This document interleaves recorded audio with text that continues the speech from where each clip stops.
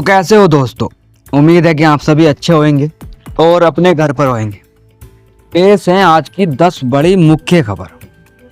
Bharatiya Janata party ने बुधवार को आम आदमी पार्टी आप पर निशाना साधा और उसके नेताओं द्वारा मुख्यमंत्री के बंगले के बाहर तैनात दिल्ली पुलिस कर्मियों के साथ गतिरोध को अराजकता का स्पष्ट प्रदर्शन किया।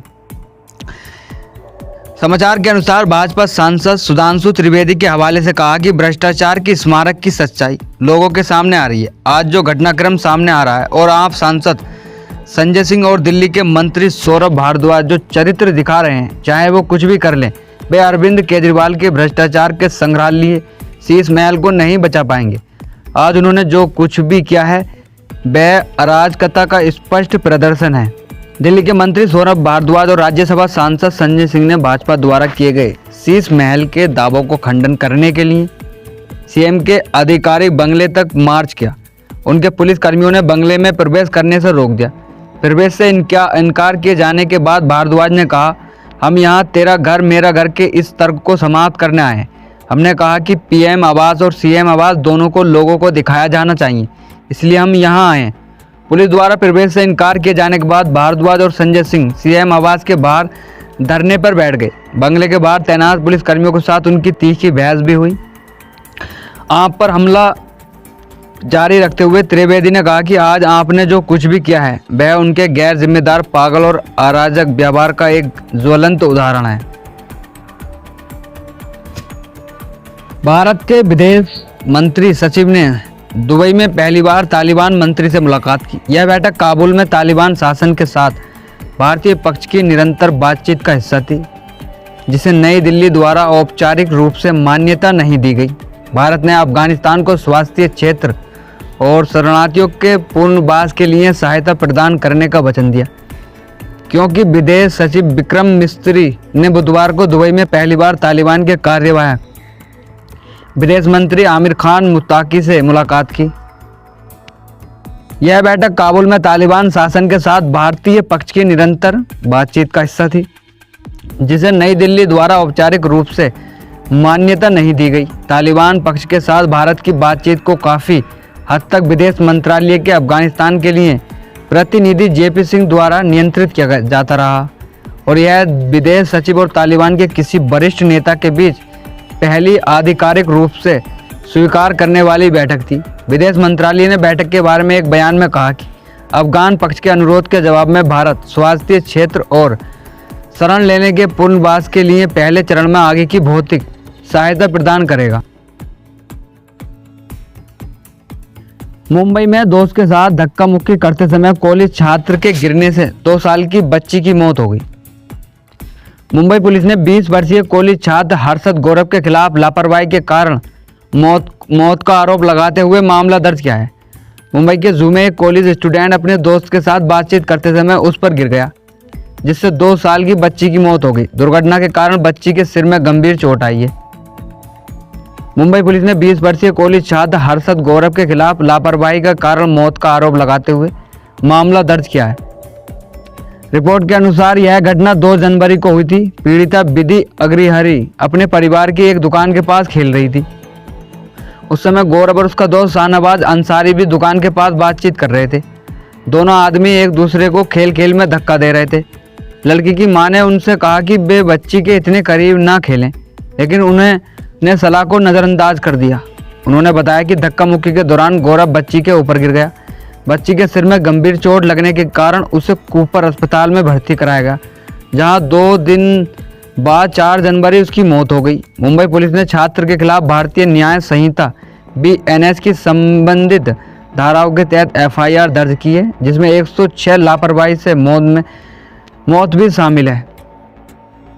विदेश मंत्री एस जयशंकर ने कहा कि आज युवा भारतीय कई क्षेत्रों में सफल हो रहे हैं और यह महत्वपूर्ण है कि हम इसे पहचानें।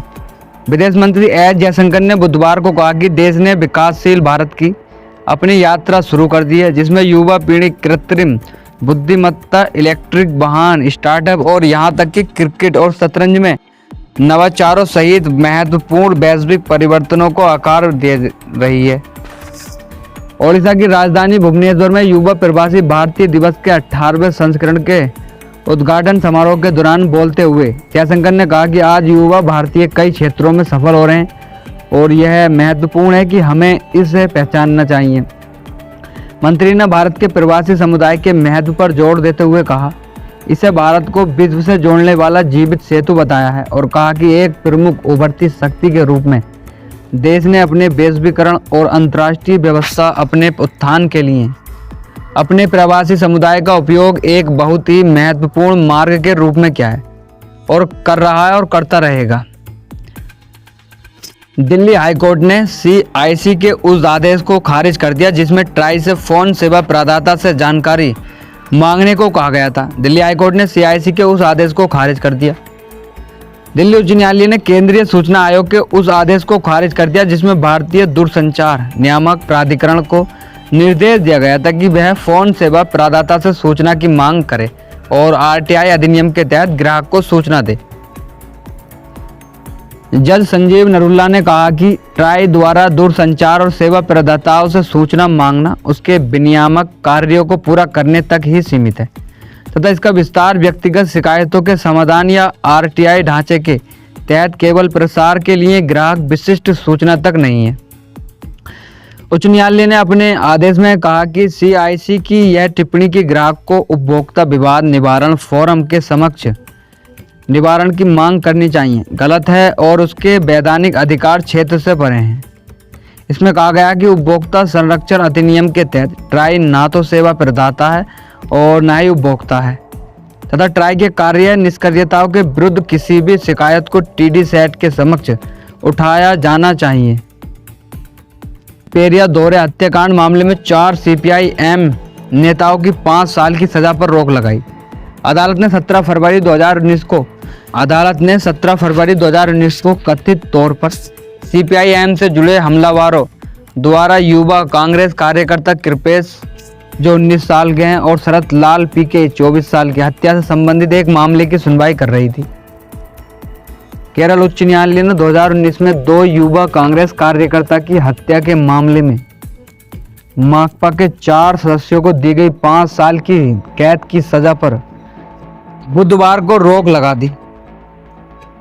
जज PB सुरेश कुमार और जज जोबिन सेबेस्टियन की खंडपीठ दोषियों को कुनहीर रामन के मरिकंदन राघवन बेलुथैली और AB भास्करन को एर्नाकुलम विशेष CBI अदालत द्वारा सजा के खिलाफ उनकी अपील के बाद दी गई सजा को निलंबित कर दिया। अदालत 17 फरवरी 2019 को पेरिया में कथित रूप से CPI-M से जुड़े हमलावरों द्वारा युवा कांग्रेस कार्यकर्ता कृपेश और शरत लाल PK की हत्या से संबंधित मामले की सुनवाई कर रही थी। एक राष्ट्र और एक चुनाव बैठक। विपक्षी सांसदों ने एक साथ चुनाव कराने पर सवाल उठाए। भाजपा सदस्यों ने बचाव किया। संविधान 129वां संशोधन विधेयक और संघ राज्य क्षेत्र कानून संशोधन विधेयक शीतकालीन सत्र के दौरान लोकसभा में पेश किए गए और JPC को भेजे गए। एक राष्ट्र एक चुनाव ONOE विधेयक पर संयुक्त संसदीय समिति JPC की पहली बैठक में विपक्षी सदस्यों और भाजपा सांसदों ने विधेयक पर विचारों का आदान प्रदान किया। PTI की एक रिपोर्ट के अनुसार 39 सदस्यीय JPC की बैठक में शामिल सांसदों ने विधायकों के प्रावधानों और उनके पीछे के तर्क पर विधि एवं न्याय मंत्रालय द्वारा प्रस्तुतिकरण के बाद अपने विचार व्यक्त किए और सवाल पूछे। 18 दिसंबर 2024 को संसद के शीतकालीन सत्र के दौरान केंद्र द्वारा संविधान 129वां संशोधन विधेयक और केंद्र शासित प्रदेश कानून संशोधन विधेयक लोकसभा में पेश किया गया। इसके बाद विधेयकों को समीक्षा के लिए JPC के पास भेजा गया। पैनल में लोकसभा से 27 और राज्यसभा से 12 सदस्य थे। कांग्रेस की प्रियंका गांधी वाड्रा समेत कई विपक्षी सांसदों ने इस दावे पर सवाल उठाया कि लोकसभा और विधानसभा चुनाव एक साथ कराने से खर्च कम होगा। विपक्षी सांसदों ने यह भी पूछा कि क्या 2004 के आम चुनावों के बाद कोई अनुमान लगाया था जब सभी 543 सदस्यीय संसदीय सीटों पर पहली बार इलेक्ट्रॉनिक वोटिंग मशीन EVM का इस्तेमाल किया था। सूत्रों ने बताया कि भाजपा सांसदों ने इस आरोप का खंडन किया। एक राष्ट्र एक चुनाव प्रस्ताव में कई राज्यों विधानसभाओं को शीघ्र भंग करने और उनका कार्यकाल लोकसभा के साथ निर्धारित करने की बात कहकर संवैधानिक मूल्यों का उल्लंघन किया गया है। महाराष्ट्र में एक व्यक्ति ने अपनी भतीजी के रिसेप्शन में खाने में जहर मिला दिया क्योंकि उसने उसकी मंजूरी के बिना शादी कर ली थी। महेश पाटिल अपनी भतीजी की शादी उसकी अनुमति के बिना होने से दुखी थे, इसलिए उन्होंने महाराष्ट्र में उसकी शादी के रिसेप्शन में मेहमानों को जहर देने का प्रयास किया। एक व्यक्ति अपना भतीजी की शादी बिना उसकी अनुमति से होने से नाराज था, इसलिए उसने शादी की रिसेप्शन में आए मेहमानों को जहर दिया। रिपोर्ट के अनुसार उत्तरी गांव में एक शादी के रिसेप्शन में उस समय नाटकीय दृश्य देखने को मिला जब गुस्साए चाचा महेश पाटिल ने कथित तौर पर अपनी भतीजी के शादी के रिसेप्शन में घुसकर मेहमानों के लिए तैयार किए गए खाने में जहर मिला दिया। हालांकि उसके प्रयास विफल हो गए क्योंकि रिसेप्शन में मौजूद किसी ने भी खाना नहीं खाया। जब महेश खाने में जहर मिला रहा था तो कार्यक्रम में मौजूद लोगों ने उसे रोक लिया। हालांकि वह मौके से भागने में सफल रहा। के उप निरीक्षक महेश कोंडवेरी ने पीटीआई भाषा को बताया कि आरोपी कथित रूप से इस बात से नाराज था कि दुल्हन गांव के ही एक व्यक्ति के साथ भाग गई थी और उसने शादी कर ली थी जो उसे स्वीकार नहीं था। उन्होंने कहा वह हाल ही में गांव के एक व्यक्ति के साथ भाग गई और उससे शादी कर ली। चूंकि यह पाटिल को स्वीकार नहीं था इसलिए वह मंगलवार को एक विवाह हॉल में आयोजित शादी के रिसेप्शन समारोह में घुस गया और मेहमानों के लिए तैयार किए जा रहे खाने में जहरीला पदार्थ मिला दिया। वायुसेना प्रमुख ने चीन द्वारा छठी पीढ़ी के जेट विमानों के परीक्षण पर कहा। Air chief marshal AP Singh ने अनुसंधान एवं विकास पर जोर दिए जाने की बात कही और कहा कि यदि यह समय सीमा के भीतर पूरा नहीं हो पाता तो यह अपनी प्रासंगिकता खो देता है। वायुसेना प्रमुख air chief marshal AP Singh ने तेजस लड़ाकू विमान की आपूर्ति में हो रही देरी पर चिंता जताते हुए रक्षा उत्पादों के विकास में निजी भागीदारी बढ़ाने तना और अनुसंधान एवं विकास R&D के लिए अधिक धनराशि उपलब्ध कराने का आह्वान किया है। कल एरोस्पेस में आत्मनिर्भरता आगे का रास्ता विषय पर 21वें सुब्रतो मुखर्जी सेमिनार में बोलते हुए air chief marshal AP Singh ने अनुसंधान एवं विकास पर जोर देने की बात कही और कहा कि कैसे यह अपनी प्रासंगिकता को खो देता है अगर यह समय सीमा को पूरा करने में सक्षम नहीं है। एयर चीफ मार्शल सिंह ने भारतीय वायुसेना द्वारा ऑर्डर किए गए तेजस लड़ाकू जेट के पहले बैच की खरीदी में देरी पर चिंता जताई है। महत्वपूर्ण, हमें हर बार इसकी आवश्यकता नहीं हो सकती, लेकिन हमें लचीला होना होगा और उत्पादन एजेंसियों को अपनी गति बढ़ाने और अपने जनशक्ति को कुशल बनाने के लिए उन्नत विनिर्माण प्रक्रियाओं में निवेश करना होगा, मंत्री ने कहा। बॉम्बे हाईकोर्ट ने रोना विल्सन, सुधीर धाबले को जमानत दी। जज AS गडकरी और जज कमल खता की खंडपीठ ने लंबी कैद, आरोप तय न होने तथा 300 से अधिक गवाहों से पूछताछ किए जाने का हवाला देते हुए जमानत मंजूर कर दी। बॉम्बे हाईकोर्ट ने बुधवार को 2018 भीमा कोरेगांव हिंसा मामले में आरोपी रोना विल्सन और सुधीर धाबले को जमानत दे दी है। जज AS गडकरी और जज कमल खाता की खंडपीठ लंबी कैद, आरोप तय न होने तथा 300 से अधिक गवाहों से पूछताछ किए जाने का हवाला देते हुए जमानत दे दी गई। जमानत 1 लाख रुपए के जमानत बांड पर दी गई तथा शर्त यह भी रखी गई कि आरोपी प्रत्येक सोमवार को राष्ट्रीय जांच एजेंसी NI के समक्ष उपस्थित होगा। जुलाई 2024 में न्यायालय ने भीमा कोरेगांव मामले के सिलसिले में विल्सन, धाबले और 3 अन्य आरोपियों को जमानत देने से इनकार कर दिया था। विल्सन को जुलाई 2018 में गिरफ्तार किया गया था और अब वर्तमान में गैर कानूनी गतिविधियां रोकथाम अधिनियम के तहत अपराधों के लिए न्यायिक हिरासत में है। भीमा कोरेगांव मामला 31 दिसंबर 2017 को एल्गार परिषद कार्यक्रम के रूप में आयोजित किया गया था। एक कार्यक्रम में उपजा जिससे कार्यकर्ता और सेवा करने वाले सुप्रीम कोर्ट के न्यायाधीश PV सावंत और बॉम्बे हाई कोर्ट के न्यायाधीश DG कोलसे पाटिल सहित व्यक्तियों के एक समूह द्वारा आयोजित किया गया था।